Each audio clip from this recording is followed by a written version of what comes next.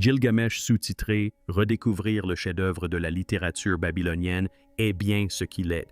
Mais avant tout, il nous faut nous poser la question « Qu'est-ce que Gilgamesh ?» Lorsque les premiers fragments de l'épopée de Gilgamesh furent traduits, les historiens célébrèrent cet événement comme le début de l'art narratif humain.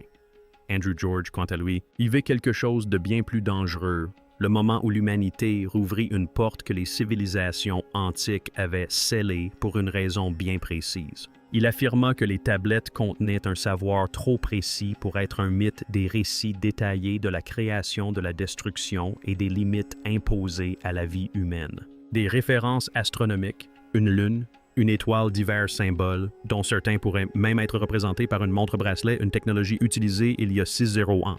Pour George, l'épopée n'était pas le premier récit de l'humanité, mais son premier avertissement à la découverte de quelque chose qui n'aurait jamais dû être trouvé. En 1849, l'explorateur britannique Austin Henry Lee Erard découvrit quelque chose d'étrange sous les sables de l'Irak actuel. Son équipe explorait les ruines de Ninive, capitale de l'ancienne Assyrie, lorsqu'elle découvrit des salles tapissées de dizaines de milliers de tablettes d'argile. Le site fut baptisé Bibliothèque d'Ashurbanipal, nommé d'après le dernier grand roi assyrien qui régna de 668 à 627 avant notre ère. Nombre de ces tablettes étaient brisées, certaines noircies par le feu antique. Pourtant, le texte qui y était gravé avait miraculeusement survécu. Ces fragments allaient bientôt révéler le plus ancien récit de l'humanité. Pendant des années, les tablettes restèrent au British Museum couvertes de poussière. En 1872, George Smith, un assistant de musée discret, entreprit de les étudier. Autodidacte, il possédait un don pour déchiffrer l'écriture cunéiforme. Un après-midi, alors qu'il traduisait une tablette endommagée parmi les vestiges, il fut saisi d'effroi. Les mots décrivaient un déluge si immense qu'il engloutit toute vie, ne laissant derrière lui qu'un seul homme à bord d'une grande arche remplie d'animaux. Cet homme s'appelait Utnapishtim. Smith comprit alors ce qu'il lisait. Il s'agissait du même récit que celui de l'Arche de Noé, mais des milliers d'années plus ancien. Cette découverte bouleversa l'Angleterre victorienne. On enseignait jusqu'alors que le livre de la Genèse était le plus ancien récit de la création et du déluge. La traduction de Smith a prouvé que la version biblique était postérieure, car les tablettes d'argile qu'il a étudiées étaient écrites en Akkadien sous le règne du roi Ashurbanipal, aux alentours du 7e siècle avant notre ère, et elles-mêmes étaient des copies de récits sumériens et babyloniens beaucoup plus anciens, remontant à près de 1000 ans auparavant. Cela signifie que le récit du déluge mésopotamien existait déjà sous forme écrite bien avant la compilation de la Bible hébraïque. Ce récit apparaît pour la première fois dans l'épopée de Gilgamesh, écrite en Akkadien, la langue de Babylone. L'histoire s'était transmise oralement pendant des siècles. Elle fut probablement composée pour la première fois vers 2100 avant notre ère par des poètes sumériens qui racontaient l'histoire d'un puissant roi Gilgamesh d'Uruk, en quête de la vie éternelle après la mort de son ami Enkidu. Les érudits attribuent aujourd'hui la compilation de la version finale de l'épopée de Gilgamesh à un scribe babylonien nommé Sinleki Unani, ayant vécu vers 1100 avant notre ère. Dans la 11e tablette Utnapishtim, raconte à Gilgamesh comment les dieux décidèrent d'anéantir l'humanité à cause de son tumulte et de sa rébellion. Les dieux avertirent secrètement Utnapishtim de construire une immense arche et de la remplir de la semence de toutes les créatures vivantes. La tempête dura 6 jours et 6 nuits, jusqu'à ce que toute l'humanité soit réduite en poussière. Lorsqu'Utnapishtim lâcha une colombe et un corbeau, et qu'ils ne revinrent pas, il sut que les eaux s'étaient retirées. Il fit un sacrifice et les dieux attirés par la douce fumée se rassemblèrent comme des mouches autour de l'offrande. Il s'agissait du premier mythe du déluge consigné dans l'histoire de l'humanité et sans doute de la première apocalypse. Smith était bouleversé par sa découverte. Des témoins racontent qu'il a bondi de sa chaise et parcouru le musée en pleurant d'excitation. Mais quelques années plus tard, il mourut subitement d'une maladie en Mésopotamie alors qu'il recherchait d'autres fragments. Un sérologue, Andrew George, déclara plus tard: « Il a ouvert une porte que nous n'aurions jamais dû ouvrir. » Autrement dit, la découverte de Smith ne se contentait pas de révéler une histoire ancienne. Elle remettait en question l'idée que l'histoire sacrée commençait avec la Bible et montrait que même ces événements les plus divins pouvaient avoir des origines humaines plus anciennes. Si le récit du déluge n'était pas une révélation unique de Dieu, mais la réécriture d'un événement bien plus ancien, alors qu'est-ce qui, dans ces tablettes d'argile, avait été emprunté, réécrit ou délibérément modifié avant de nous parvenir? La question entrait chaque érudit qui toucherait les tablettes. Ce n'était plus seulement un poème, c'était le premier acte de rébellion contre les dieux. Et la découverte suivante révélerait comment l'écriture elle-même était devenue une arme contre eux, l'épopée qui réécrivait la création. Lorsque les érudits reconstituèrent les premiers vers de l'épopée de Gilgamesh, Andrew George fut parmi ceux qui ressentirent toute la portée de ces mots anciens. Il affirma plus tard que le texte ne commence pas là où les récits de la création sont censés commencer. Le prologue ne décrit pas la naissance du monde ni celle de l'humanité. Il débute avec Gilgamesh déjà vivant, régnant et en partie divin. Il n'y a pas de moment de création, pas de modelage à partir de la poussière ou du souffle divin. L'humanité existe, tout simplement. Pour Andrew George, ce détail était crucial. L'expression qualifiant Gilgamesh de divin aux 2/3 et d'humain au tiers n'était pas qu'une simple figure de style pour souligner sa grandeur. Elle reflétait la conception qu'avaient les anciens Mésopotamiens de la nature humaine. L'être humain était issu d'une origine mixte, mi-mortelle, mi-supérieure, sans jamais appartenir pleinement à l'un ou à l'autre. Cette idée bouleversait la croyance biblique ultérieure selon laquelle l'être humain était une création pure et intentionnelle d'un Dieu unique. Dans ce récit antique, Gilgamesh régnait sur la cité d'Uruk, un paradis fortifié qu'il avait lui-même conçu. Il longea les hauts remparts et contempla ses possessions, mais un profond sentiment de vide persistait. Son peuple le craignait et le traitait de cruel. George demanda un jour lors d'une conférence « Que cela révèle-t-il de nous que le premier roi de la littérature humaine ait tout possédé sauf la paix? À l'instar d'Adam au jardin d'Éden, Gilgamesh vivait dans l'abondance, mais ne connaissait pas le repos. Les dieux lui avaient accordé puissance et savoir, mais non la sérénité. Cette soif insatiable devint, comme le décrivit George, le premier défaut humain consigné par écrit. Le scribe babylonien Sinleki Unini ressembla d'anciens récits samriens et les remania en une histoire complète sur l'orgueil et le châtiment. Dans sa version, les dieux ne sont pas de sages gardiens, mais des protecteurs jaloux qui s'irritent de la puissance grandissante de leur création. Lorsque les ambitions de Gilgamesh commençaient à rivaliser avec les leurs, ils envoyaient Enkidu, un homme sauvage né de l'argile pour briser son arrogance. Pour George, il s'agissait du premier témoignage de jalousie divine, un avertissement antique. La quête de grandeur par l'humanité a toujours un prix. Les mythes mésopotamiens entourant l'épopée étaient encore plus sombres. Dans l'Enuma Elish, les humains sont créés à partir d'argile mêlée au sang d'un dieu assassiné nommé Kingu. George expliqua que ce n'était pas une histoire d'amour ou de destinée, mais de servitude. Les dieux avaient créé l'humanité non pour partager le paradis avec eux, mais pour s'affranchir du labeur. L'humanité était née pour servir, non pour régner.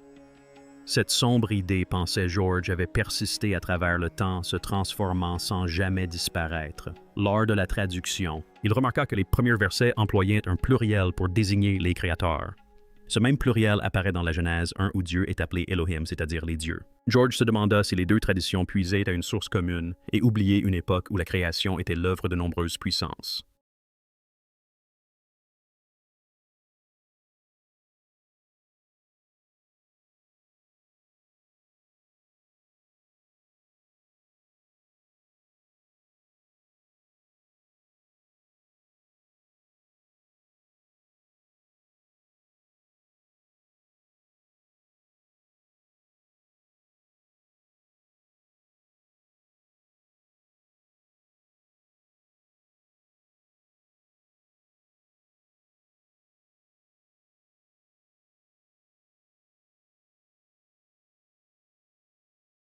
Pas une seule. Si l'épopée qui débuta dans l'antique Uruk pouvait remettre en question tout ce que l'humanité croyait savoir de ses origines, que pouvaient bien receler les versets suivants, le prochain érudit qui se lancerait à la recherche de ces réponses découvrirait combien il était dangereux de comprendre ce que les dieux avaient jadis écrit. L'homme qui tenta de traduire les dieux. Pour la plupart des érudits, traduire est un acte de compréhension. Pour George Smith et Andrew George, c'était presque une forme de possession. Chaque homme qui a consacré sa vie à l'épopée de Gilgamesh semblait y avoir laissé une part de lui-même. Smith mourut à 36 ans en Mésopotamie, dans le même désert où les tablettes avaient été découvertes. Plus tard, des chercheurs murmurèrent qu'il était mort trop près du texte, bien que la cause officielle fût la dysenterie. Ce qui troubla les esprits, c'est que plusieurs érudits, ayant étudié les tablettes après Smith, commencèrent à rapporter les mêmes expériences étranges. Certains ont affirmé entendre des voix basses chuchoter en haadienne alors qu'ils travaillaient tard le soir. D'autres ont décrit des rêves très vivants, remplis de mots incompréhensibles au réveil. Ces sons étaient rythmés comme des incantations, mais personne ne pouvait expliquer leur origine ni pourquoi les rêves cessaient systématiquement dès qu'ils quittaient le chantier. Andrew George, qui allait plus tard reconstituer l'épopée entière à partir de plus de 300 fragments, travaillait la plupart du temps en silence. Ses collègues racontent qu'il s'était replié sur lui-même, vivant comme un exilé. Il décrivait son travail comme une sorte d'obsession. Parfois, en lisant à voix haute les tablettes, il s'arrêtait au milieu d'une phrase et fixait les mots comme s'ils se transformaient sous ses yeux. L'épopée elle-même semble comprendre le pouvoir du langage sur un être humain. Sur la deuxième tablette Enkidu, l'homme sauvage rencontre une femme du temple nommée Shamat, envoyée pour le dompteur. Enkidu vit comme une bête courant avec les gazelles et s'abreuvant aux rivières vierges de toute présence humaine.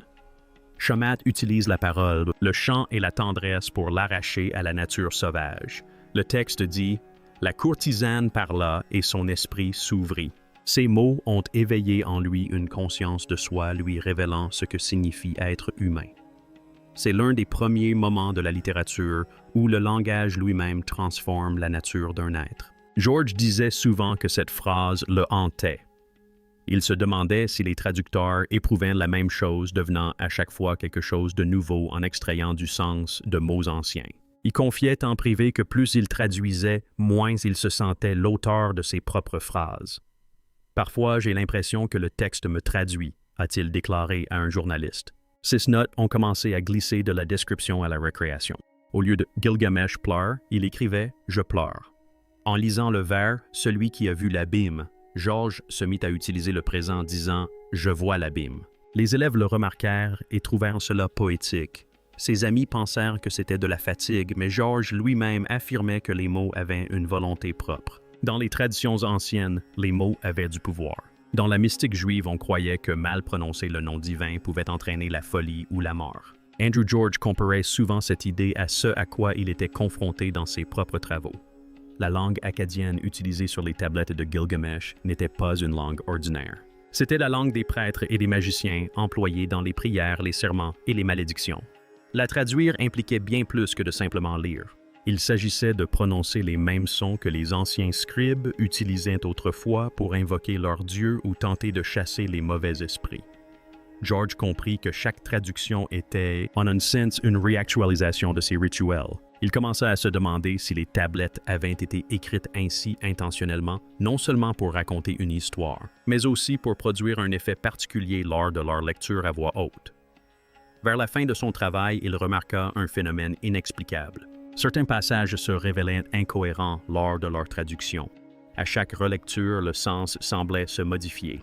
On les lit et elles s'effacent d'elles-mêmes, nota-t-il. Lit et elles. Tchè. Sollicité pour une explication, il décrivit un fragment qui semblait différent de tous les autres. Le texte se refermait sur lui-même, s'arrêtant exactement à son point de départ, comme pour piéger le lecteur.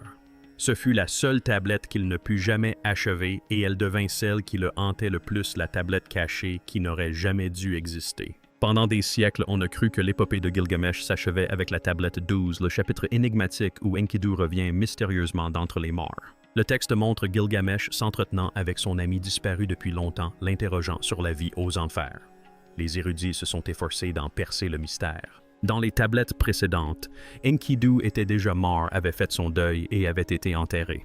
Sa mort survint après que Louis et Gilgamesh eurent tué le taureau céleste et le gardien Humbaba, deux actes qui défièrent les dieux. Pour punir leur arrogance, les dieux décrétèrent que l'un des deux amis devait mourir et ils choisirent Enkidu terrassé par la maladie et hanté par d'horribles visions des enfers. Il maudit son sort et mourut dans d'atroces souffrances. Pourtant, sur la tablette 12, il marche et parle à nouveau. Cette fin paraît incongrue, presque interdite. Elle se lit comme une intrusion d'un autre monde, une scène qui n'a pas sa place dans le récit. Andrew George qualifiait souvent la tablette 12 de problème persistant. Il expliqua que le texte était rédigé dans un dialecte et un style différent des tablettes précédentes, ce qui laissait supposer un ajout ultérieur d'après une source samrienne plus ancienne. Pour lui, il ne s'agissait pas d'une simple continuation, mais d'une interruption. Ce n'est pas une résurrection au sens sacré du terme, affirme-t-il. C'est une intrusion. Les morts reviennent dans l'autre monde, mais non par la permission des dieux. La scène est dénuée de toute consolation divine. Elle révèle plutôt une amitié qui défie les lois cosmiques, une voix humaine qui parvient jusqu'au royaume des morts. Pour George, c'est ce qui rendait l'épopée de Gilgamesh extraordinaire. C'était le premier récit à interroger la capacité de l'amour ou du chagrin à triompher de la mort elle-même. Puis une nouvelle énigme surgit. En 2021, une équipe d'archéologues travaillant près de Mossoul, en Irak, non loin de l'ancienne Ninive, aurait mis au jour un petit fragment d'argile écrit à l'envers. Les inscriptions semblaient être inversées comme destinées à être lues uniquement par réflexion. Aucun document officiel ne fut jamais publié, mais dans les milieux universitaires, on commença à parler de la 13e tablette. Des photographies circulèrent en privé et George les aurait examinées. Il ne le confirma jamais publiquement, mais un étudiant se souvint de ses propos. Si elle est authentique, elle n'appartient pas aux vivants. Les linguistes qui analysèrent les images affirmèrent qu'une seule ligne était lisible. Celui qui lit réveille ce qui dort.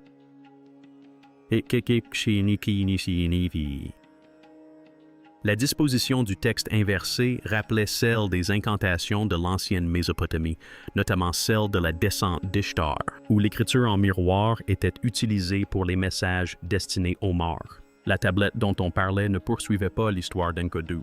Elle semblait plutôt commenter l'acte de lire lui-même. Elle paraissait être un avertissement à quiconque tenterait de trouver un sens à des mots qui jadis s'adressaient aux dieux. George refusait de la qualifier d'authentique sans pour autant la rejeter. Certains textes, confia-t-il à un collègue, n'étaient pas destinés à être lus, mais à être obéis. La tablette 12 et la fameuse tablette 13 étaient liées non par une histoire, mais par leur finalité. Toutes deux remettaient en question la frontière entre la vie et la mort, l'une par le récit, l'autre par le rituel. La conclusion d'Andrew George concernant les tablettes était loin d'être rassurante. Si la tablette 12 et la fameuse tablette 13 étaient liées, alors elles n'étaient pas de simples mythes sur la mort et la résurrection. C'étaient des avertissements écrits dans la langue des dieux et des instructions que seuls les mortels seraient assez désespérés pour lire. Et si ces instructions ne nous étaient pas destinées, la question qu'il répétait sans cesse dans ses notes était terrifiante. Que se passe-t-il lorsque les vivants lisent ce qui a été écrit pour les morts, les dieux qui se nourrissent de morts? L'épopée de Gilgamesh est souvent interprétée comme un récit sur la mortalité, mais Andrew George pensait que son véritable thème était bien plus sombre. Il ne s'agit pas seulement de craindre la mort, disait-il, il s'agit de s'en nourrir. En étudiant attentivement les tablettes, il découvrit une image récurrente, les dieux prenant plaisir au parfum du sacrifice. Après que Gilgamesh et Enkidu ont tué Humbaba, le gardien de la forêt de cèdre, puis le taureau céleste, les dieux sont furieux. Pour expier leur offense, ils décrètent que l'un des deux hommes doit mourir.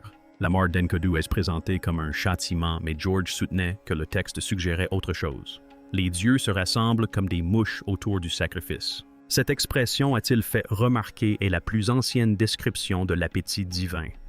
Cette idée de nourrir la divinité par la souffrance humaine n'est pas propre à Gilgamesh. On la retrouve également dans la Bible. Dans l'Exode 29, Dieu est décrit comme se délectant du parfum agréable des holocaustes. L'expression acadienne employée par Ray Nashi dans l'épopée signifie la même chose, le parfum de l'humanité.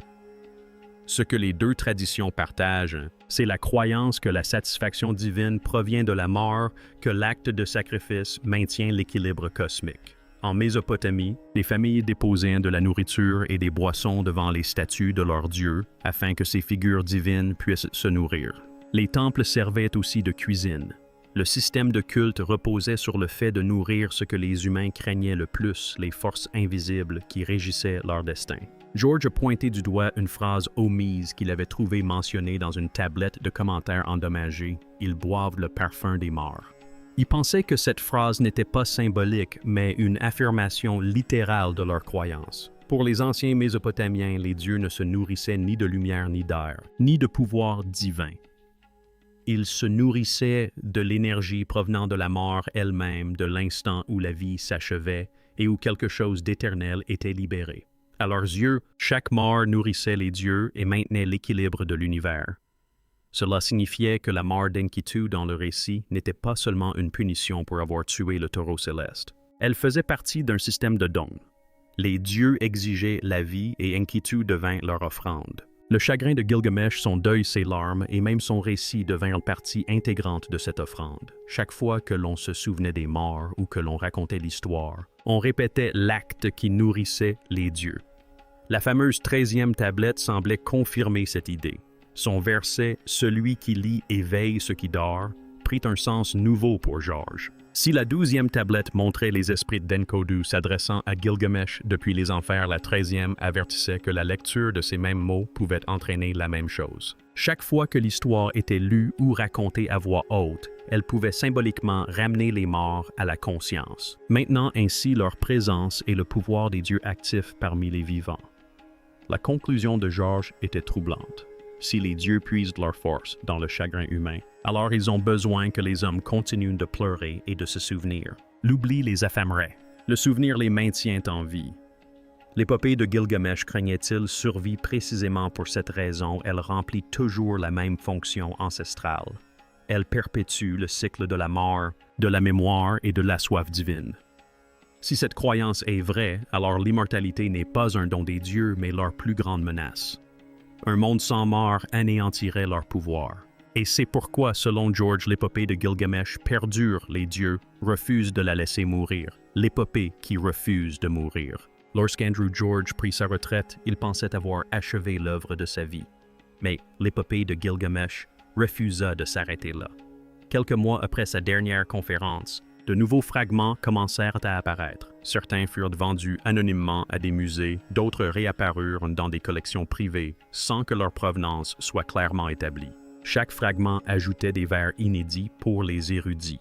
Pourtant, la grammaire et le vocabulaire étaient incontestablement authentiques. Les premiers exemplaires sont apparus en 2003 et leur nombre a continué d'augmenter pendant les 2 décennies suivantes. Beaucoup contenaient des caractères ne correspondant à aucun style connu de l'écriture Kuni, comme s'ils avaient été copiés par quelqu'un qui maîtrisait la langue mais pas l'écriture traditionnelle.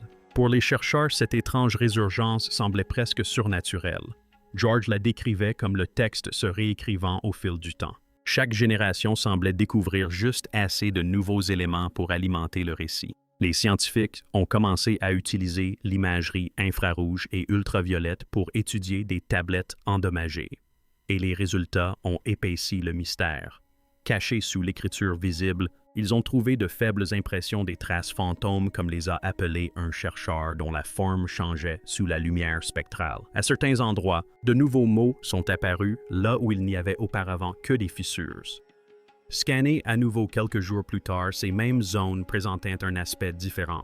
Puis sont venues les reconstructions numériques. Une intelligence artificielle entraînée sur des langues anciennes a commencé à générer les parties manquantes du texte en prédisant ce que les scribes anciens auraient pu écrire. Les résultats n'étaient pas aléatoires. Les versions de l'IA ont produit de nouveaux vers qui avaient un sens grammatical et narratif, comme si le poème se complétait de lui-même grâce à la machine. Un programme a même produit une phrase qui n'apparaît nulle part dans les sources connues. « Je suis celui qui perdure », dit George d'une voix douce. C'est exactement ce que Gilgamesh aurait dit. L'épopée elle-même contient une scène qui reflète cette incroyable survie.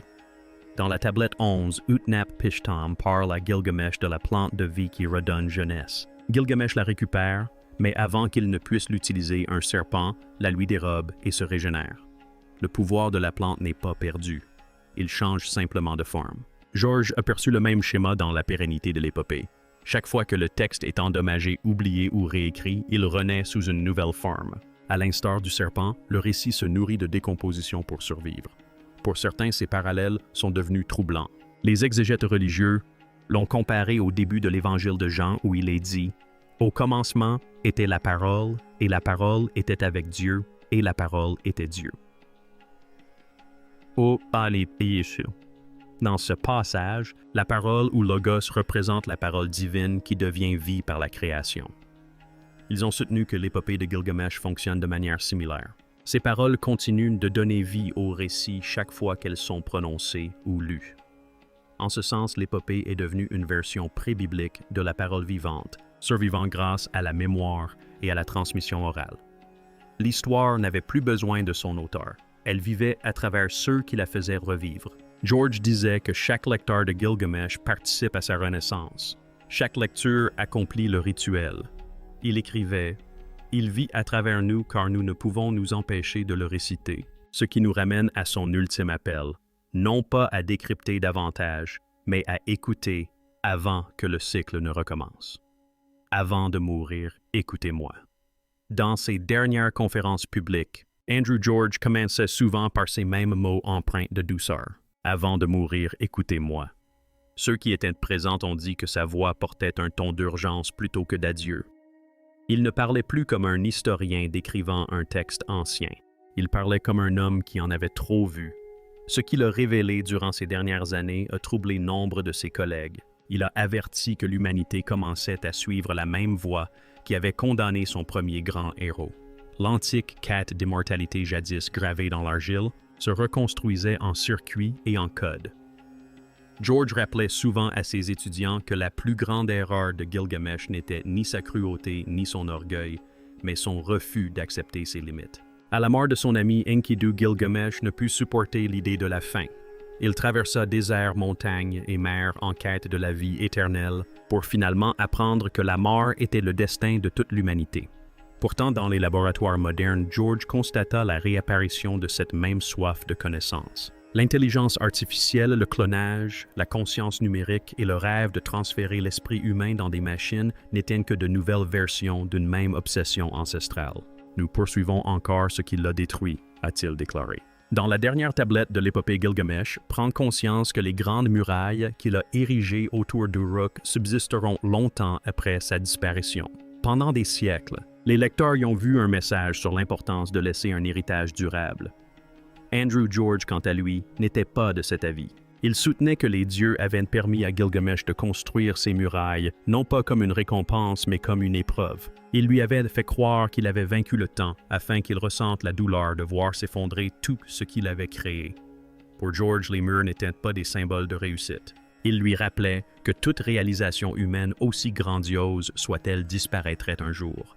Il retrouva cet avertissement dans la fameuse 13e tablette. D'après les rares personnes qui prétendaient avoir lu ce passage, il se terminait par ces mots « Celui qui rebâtit ce qui a été englouti se noiera de nouveau ». George le qualifiait de phrase la plus terrifiante jamais écrite. Elle suggérait qu'à chaque fois que l'humanité tente de reconstruire ce que la nature ou le temps lui ont pris, elle répète le même châtiment. Chaque civilisation qui redécouvre l'épopée de Gilgamesh finit par la reproduire cherchant l'immortalité, défiant ses limites et s'effondrant sous le poids de son ambition. Pour George, l'épopée de Gilgamesh n'est plus seulement un récit ancien. C'est un avertissement pour l'avenir. Il pensait que les scribes qui l'avaient écrit en premier avaient compris une vérité que les hommes modernes ignorent encore: la mort donne à la vie sa valeur. Sans elle, l'amour, le courage et le sens de la vie perdent leur sens. Il disait à ses élèves « Avant de mourir, écoutez-moi, je vous en prie. » La malédiction de Gilgamesh, c'est que nous n'apprenons jamais rien. Ce qu'il veut faire comprendre, c'est que le message de l'épopée reste d'actualité. Même si plus personne ne parcourt le désert en quête de vie éternelle, l'humanité moderne tente d'échapper à la mort de manière plus discrète en poursuivant la jeunesse, en s'accrochant à la technologie et en construisant des versions numériques d'elles-mêmes qui ne disparaissent jamais. Les gens consacrent leur vie aux écrans, aux données et à leur héritage, espérant une postérité éternelle.